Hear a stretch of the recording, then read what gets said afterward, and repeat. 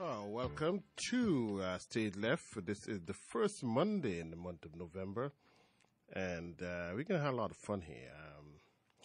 The first show up is Soup Can's production along with Aim for Tangent Theater. They present Circle Jerk, Sex, Death, and Bananas. It was conceived by Justin Haig, written by Justin Haig, Scott Termondi, Brandon Crone, and Wesley J. Halford. I think the J is important. But with me in the studio to talk about this circle of jerks and sex, death, and banana is Brandon Crone. Welcome to Stage Left. Thank you so much for having me. All right. Now, I just thought I said circle of jerks. Yeah. If that is... Well, what a lot of people don't know is it's actually not a show. It's just a bunch of people getting together in a circle. No, I'm just kidding, of course. But they're not all jerks. It's just a circle jerk. Just circle jerk. Yes. All right. This was conceived by Justin, who used to be... I used to do press one, like he was the PR man for Super and Tate. That's how I got to know him at first. Mm-hmm. Now he's, I've seen he is writing. He is. And you're also one of the writers. So, tell us what this is about. What is Circle Jerk, Sex, Death, and Bananas all about? Well, I guess the best way to start is to talk about the original concept. It was, Justin Hay runs an independent theater company called Soup Can Theater, and I run a independent theater company as well in the city called Safe Word. Oh, and and then there's Wesley J. Colford, which is the other collaborator, runs a theater company called Aim for the Tangent. And Soup Can came up with the initial idea of Circle Jerk, which was an idea to get 4 playwrights together to write 4 short 20-minute plays and put them all together in one evening. Okay. But that on its own isn't very interesting, and so they wanted to add something really different into the mix. Yeah, give it a theme. And so the way it works is the idea was to make all 4 of the plays cyclical. Okay. So it started out with a Twitter contest. We basically put out a Twitter contest to the public and asked people to give us lines of dialogue, just a sentence, and whatever they want. It could be random, it could be anything. We got a lot of really good submissions, and then we all kind of got together and looked at them all and picked 4 that we really liked. And those 4 were going to be the lines of dialogues that we were going to share, and we're going to serve as the opening line and the closing line of all of our plays. So just to kind of give you a bit of idea, so my play, I have an opening line that's chosen for me and a closing line that's chosen for me. From the Twitter? Yeah, from the Twitter contest. And so my opening line is someone else's closing line, and my closing line is someone else's opening line. Okay, all right. And so the whole play is connected through these shared opening and closing lines of dialogue. And from there, we just let our imaginations go wild, and that was our only kind of structure for the piece, and we've created Circle Jerk. And as we kind of came together, we kind of gave it this tagline of sex, death, and bananas. Okay. Because we were starting to see, even though we created these totally independently of each other, we thought that there was kind of a general theme. Okay. Sex, death, and, well, bananas is only because my piece has bananas in it. And bananas... sex and death kind of, it's part of life, right? Bananas are part of life. Well, yeah, you need potassium. I think it's important. Yeah, it's very important. Yeah, important to get your fruits. It just doesn't, I don't always see it that way. Somewhere in love, sex and that, there's kind of a love thing. But bananas is something you eat. But I guess you can love bananas. You certainly can. Yes, you can. Well, the bananas in my play are used in a very inappropriate way. So I see. Well, guess it's depending who's looking. But the appropriateness of it. I looked at the online. You have a little diagram on the page. Yeah. Somehow refused to print when I tried it. So, writing this piece, did you guys do it individually, or you guys got together and just started collaborating? Well, that was the amazing, and that consistently is the amazing thing about this process is we keep meeting each other to discuss the project and the plan and to do everything together. But all the creative elements in terms of what we're bringing to the table and what we wrote, we all did on our own individually. Right. And then we came back and pounded it out. And it's kind of made this whole process continuously exciting because we meet together, but then we go off, do our own separate thing, and then come back and we share something with the whole group that no one's seen before that we've been working on for, say, a month. And it's thrilling. So we all kind of went off and wrote our own pieces, and then we came together and we shared it, and it was amazing because we were all kind of in the same boat, writing these plays, and so it was amazing to finally share them. And now we're opening on the 6th, and so we're very close. And so last night we actually got together to share some of the pieces, fully realized, rehearsed, and everything, and I was just blown away, and it's just made every day, like, someone adds something new to the show. And there's also, not only are there the 4 plays, but there's also going to be a 5-piece orchestra in the show performing original compositions that are inspired by the lines of dialogue that we did. And so we have 3 composers who created 4 pieces as well that are also original. So it's basically an evening of brand new theater, like very brand new. Collaboration that gone a little wild there. It did. Yeah, it's getting wild every day. In terms of directing this piece, you guys have got together. You worked out, okay, this is what's going to happen. Finding the actors. Are there different actors for each piece, or one? The same set of actors do everything? Yeah, I mean, this is definitely it was a really interesting process trying to navigate it because the idea was so new, and we didn't really have any point of reference for this kind of thing of another theater company that had done something similar.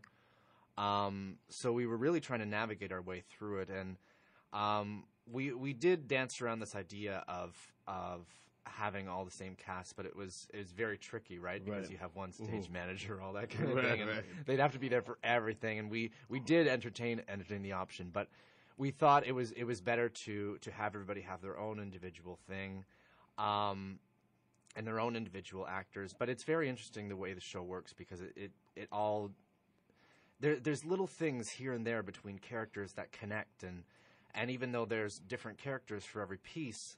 When you see them together, your brain kind of goes wild a bit because you kind of think like you can't help it within the whole evening. You start connecting pieces and you think like, oh, that person is that person in that play, the person that they were talking about in the other play, or is that person that person's brother or their girlfriend, or so I don't know. Maybe that's just me, but when I see all of them together, I start putting the pieces together, and I can't help but see them all together because there is, even though they were created independently, there's this fantastic feeling of cohesion between all 4, which it was by chance, I guess. I don't know how it happened, but I guess once it comes together, because at some point in time the producers have to see that something can fit. Because it would jar the audience totally out of context if it just slam bam goes in. You know what I mean? Yeah. So, and in terms of the actors who work, and take for instance your piece, right? I don't know, your piece has bananas in it, so it certainly does. The actors who work in that would have to basically, because they take a point at the ending of the piece that's coming before them, right? They take when they come on stage, they take off to continue the circle. Yeah, well, the way it's laid out is we have the 4 pieces of musical composition in between as transitions. So it's a transition dance. Yeah, so we use it as a transition, but we're using the same space. Right. And I mean the set doesn't change around much. A lot of times we share a lot of the pieces and we just rearrange them a bit. Right. So that it all seems like that it's in the same world. Okay. Yeah, but it's a good point in terms of because this is what we're working on right now at the current moment because now that we have everything together and we're no longer working on our own, it's been a very interesting process of putting all these 4 artistic sensibilities together and being like, I think it should be this, I think it should be this, but I mean I'm making it sound bad, but it's not because we're all really working really well together and inspired. But it's really interesting. putting it all together and creating a final product that we're all really happy with. All right. Is there one director or everybody's directing their piece? We have 4 different directors. 4 different directors. Yeah, right. yeah. So, yeah. Lots of collaboration here. Like, okay, let's your writers handed off to the directors who are not going to go, well, let's see how we work this. You're right. It's a lot of collaboration. And it's funny because myself personally, I think one of the reasons why I really wanted to do this was I'm just starting out with my theater company. I've done a couple production before, and I kind of do everything. I write it, I direct it, I produce it. Sometimes I'm out in the cold, ASMing it, and so I haven't really worked that hard at collaborating with a large group of people. And so this is the first time I've done it, and I really love it. And I you know what I mean? And sometimes the impulse, to create art, you kind of really want to be protective of it. People often refer to it as your baby or whatever, and you're like, oh, it's your baby, I get it, it's your thing. You don't want people to touch it. But, as you get over that, you realize that you probably should collaborate with more people because, a lot of the times your ideas aren't that great and someone will inevitably come up with a better idea than yours. And that's great. It's also going to be great and could be helped to make even greater by another person's input. And as long as they don't totally destroy the original vision. Well, and with theater, like I think with film, it's a little different because you can be very exact and very specific when you edit it together, and it's this one copy forever. But with theater, there's no possible way that you can have that true, strong singularity of vision, because even if it's like, say, with me, it's just me and 2 other actors, and we've been working together very intensely. Right. But even in that setup, and even with me, say, because I've written the piece and I now have a very clear idea of what I want and I'm directing it, it still doesn't matter because the actors have a totally different, history. And they bring something else. And they bring something completely different. Yeah. And even if you want to try to harness them into something, you can't. And you have to submit to it because you watch them and you're like, oh, well, that's better, so why am I forcing something that doesn't work? Yes. Well, it is theater, real good theater is, the collaboration. If you learn how to, it's still your baby, but you can let other people raise it. It's a commune. Yeah, it's a commune. Let's, because you, in your head, you create a character, and as a writer, you have to, this thing, but then you write a female character, and then there's a real woman who acts that role. Well, right? Exactly. Right? And you're going to say, well, no, that's not how a woman behaves. No. Yeah, that's actually... you can't do that. I love that, because it's one of the first plays I did. I specifically... I knew it was going to be me directing it, but I needed another set of eyes. Right. Because this play was very much about females and their point of view, and so I hired a female stage manager, and I told her, I'm like, you're the stage manager on this, but I also want you to be a creative collaborator. I want you to watch this, and when there's something that doesn't feel right, I need you to let me know. And she did. She was very vocal, and I appreciated it so much, and that was part of that collaboration, and also the actresses.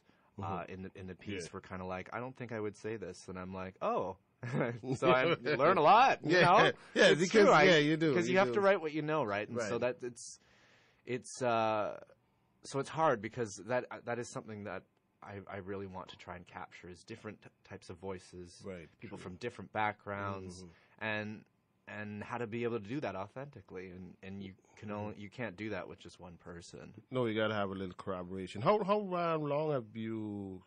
How many years have you been doing work with your own company, Safe Word? Well, I mean, I started out acting when I was very young, and I was doing that professionally for a while. I went to theater school to train as an actor. Right.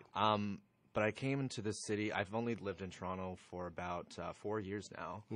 And when I first got out on the scene, it was very competitive, and I was still booking work, and I was doing pretty okay. But I was finding that I wasn't getting quite enough with just being an interpretive performer, because I love acting, and I do love kind of giving over the control of that side of the artisticness process to other people, and I'm just the performer. But I just felt that I had more to say. I really wanted to show people things that I wanted them to see, and so this is how this theater company started getting created, and I started writing, which I never thought I would do, but it ended up, I ended up writing something. I was terribly nervous about it, and I showed it to people, and they actually really liked it. So that kind of gave me the confidence to create a company, and so I've only been doing the company for 2 years, but it's been going really well, and I mean, it's independent theater, right? Like independent theater is this thriving, groundbreaking new subculture in Toronto that a lot of people don't know about. And I mean, it's kind of always been there, but it's become more popular now because of the progression of like social media and this kind of do-it-yourself, way of going about things. And so a show like ours, we have all the resources that, say, a professional theater in Toronto with a budget has, and so it's kind of exciting because we can. I mean, they've got more of the production values, but we can reach as many people through these outlets. So it's great because there's all these new, hungry, emerging artists who really want their voice to get out there, and this show is an example of that. It's three of those really strong companies who have come together and want to showcase kind of the new generation of theater makers. All right. I forgot to mention that where this is happening. If you want to tell the folks, it opens. It's going to be opening on November 6th, which is this Thursday. This Thursday, and run to the 23rd at the Lemon Tree Studio. Yes. I've never been there. Don't even know where that is. Exactly. Well, this is the great thing. Like, people come to indie theater. They also discover these new independent venues. This is a great venue that I've used before that's independently run by an independent theater company called Lemon Tree Creations. And it's a beautiful studio, and it's not a traditional theater. It's just this very big open space, and we set up chairs and we set up lights, and it looks so cool. It's very intimate. Right. And it's called Lemon Tree Studio, and it's at Spadina and Queen, 196 Spadina Avenue, so it's very accessible. And yes. You could take that nice new Spadina. Oh, yeah, the new, just slide on Yeah, on just there. slide on down there. Slide on down. And go check it out. It runs at 8 p.m. every night. Of course, there's no Monday shows, right? I don't think there's Monday shows. Yeah, our schedule, we usually do like a Thursday. On the first week, we have a Thursday, a Friday, both evening shows, Saturday and Sunday, both evening shows, and matinees in the first week. And then in the next 2 weeks, I believe we're just doing the Thursday, Friday, and the Saturday evenings. The weekend, close to the weekend slots. Yeah. I guess in a way it's a survival way because usually Tuesdays and Wednesdays are kind of really slow, so let's put everybody together. Yeah. It's that little happening there. yeah, exactly. And the tickets they range from $15 to $24, and no one wants to pay the $24, and it's really easy to get the cheap rate. All the tickets are available on Soup Can Theater's website, which is easy to remember, www.soupcantheater.com. And there's great ways to get tickets. And to get discounted tickets, all you have to do is use the promo code newsletter and get added to Soup Can's e-newsletter, and you can get discounted tickets, easy as that. Or you can also win tickets as well by promoting the show on social media, by using the hashtag CircleJerkTO or sharing the event page on your Facebook. All right, so there's lots of ways to... They just want to have you in the studio. They just want you there to come and see the show. Yes. All right, now, the names of each piece, right? There's Sex and This by Wesley J. Crawford. You just want to give people a, synopsis, like, on a little synopsis. You jumped ahead a little bit. I want to start a little before that. That's actually the second piece. The first piece. Dust Peddling? Dust Peddling Part 2. What happened to Part 1? You're not. You need to kind of see part 1 in order to get part 2. Okay. Dust pedaling. Well, I'll. If you haven't seen part 1, there's just a lot of dust pedaling. So that's all you need. I don't know. He brought us that title, and I was just like, this is great. I love it. I love it. I thought it was good. Let's go to describe the description here. A bold and confrontational movement-based piece exploring themes like sexuality and bodily interactions. Yeah. All right. That's a pretty good description. We saw it last night for the first time. Oh, yeah? Yeah. Just a week before? I know, and I hope it's good. Wow, okay. You know. And you liked it? Yeah. Oh, definitely. I mean, it's so interesting. Scott, we had read the script, and he brought us the script, and it was so interesting, and the way he plays with language, it's very poetic, and the play is not a conventional narrative. It's told through body and movement, and it's very it's quite something. The piece, I find it's. I remember when we saw it, my castmates, and afterwards we were talking about it. We were trying to figure out, and it's psychological, and it's sexual, and it's passionate, and I can't really describe what it's about. Because it's you gotta come and see it. Yeah, you really gotta come see it. It's a great way to start the show. All right, and then there's followed by Sex and This by Wesley Colford. Yeah, this is a really great piece. The title, I believe, comes from a line in the play. Okay. Where it's a play that's performed between 2 young girls who are about to go to a party, and they realize that one of their close friends has just died. And this was actually this is a very powerful piece because the author of this had a very close friend of them, die during this process. And they talked to me, and to all of us, and they said, is it okay if I write about this? And we were like, yeah, do it. And that's what art's about, right? And and that sounds very heavy, but it's done, you know, with it's very entertaining, and it's very funny actually, because it kind of just, it's this musing of death and how it really, really affects us. And the title, Sex and This, I believe one of the girls says, like, this is the kind of thing they should teach us how to deal with in high school: sex and this, and this is death. Okay. And it's a beautiful piece, and I'm so glad that he wrote it, and it's another great addition to the whole evening. All right, your piece follows Maypole Rose. Right. Quirky and salacious window into the imperfect life of a gay couple with an affinity for junk food, weed, and monkey sex. That's a good description. You wrote that, didn't you? I didn't. But I'm glad Justin wrote that, because I don't know. I don't think I could do better. Okay. It's hard to describe my piece. My piece is very simple. It's an evening, and it's a two-hander. It's between 2 gay men who are in a couple, and one night they decide to smoke a joint and have sex with each other, while also eating chips and talking about life and doing odd things with bananas. Okay.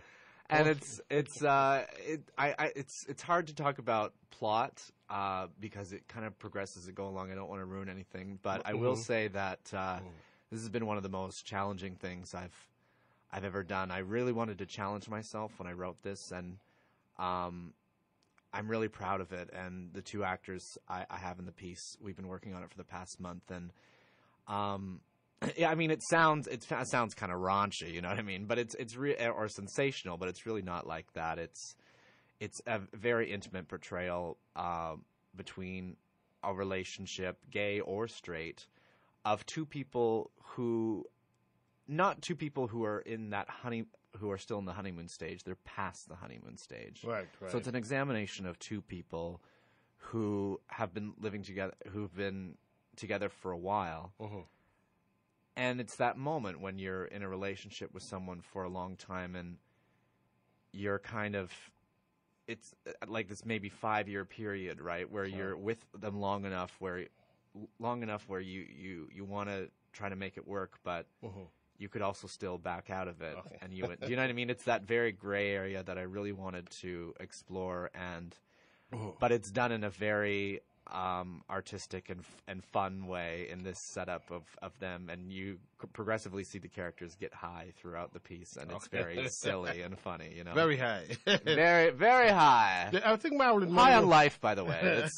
That's all I'm talking about. Yes. There's no drugs involved. No drugs. Only weed. It's medicinal. Oh, they both need it. It's purely medicinal. Let's put it that way. And there's and we use oregano. The last for piece the is in the show. Last piece is written by Justin. The Session. Yes. And this is a dark comedy about a workplace therapist determined to crack open an antagonistic nuclear safety expert. Yeah. More than just safety on his mind. Yeah. He's a safety expert. He should only have that on his mind. Yeah, what's up with that? Yes. What's up with that, Justin? You should well, this explains itself as a therapy session here. Yeah, well, I mean, and this is a fantastic way to end the show. I mean, on a side note, we had to, because the plays worked cyclically, we all knew whose was preceding the others, but we didn't know what order they were going to be. Okay. And so this was the order we decided on, and Justin's is a fantastic piece to kind of end everything on a big bang. All right. And it's like Peter Sellers. Oh, you learned Dr. Strangelove. Yes. I think that's a great way to not to give too much away, but give a little hint about what that one's about. It's a very, very funny piece. Right. And it's very simple. It's this therapy session between two people and talking about it. And over the progress of the conversation, they realize that this person is a bit more dangerous than they might seem to be. Right. Yeah. And how long is the whole production on stage? About 2 hours? It's about 2 hours with an intermission. Each piece is about 20 minutes. All right. So so there's a lot of time to breathe, and there's just a lot of different things for everybody. You know, like there's this play is I'm really excited for it, and I'm really just not saying it because it's my show. You know what I mean? If I had doubts about it, I would have doubts about it. But I'm just I've been so inspired by everybody I've been working on in this show, and I really think it's going to be definitely worth seeing. And there's so much variety, and there's just I'm excited about it because it's going to be a really great evening of theater. All right, so. Soup Can Theater and Safe Word and Aim for the Tangent Theater. Then Circle Jerk. It opens on this Thursday, runs to November 23rd, weekends only. Various ways to get tickets. Just go to www.soupcantheater.com. Brandon, it's been a pleasure. Oh, it's been a pleasure. Thank you so much. You're welcome. I'll be back with, I hope they're here, 30 people watching.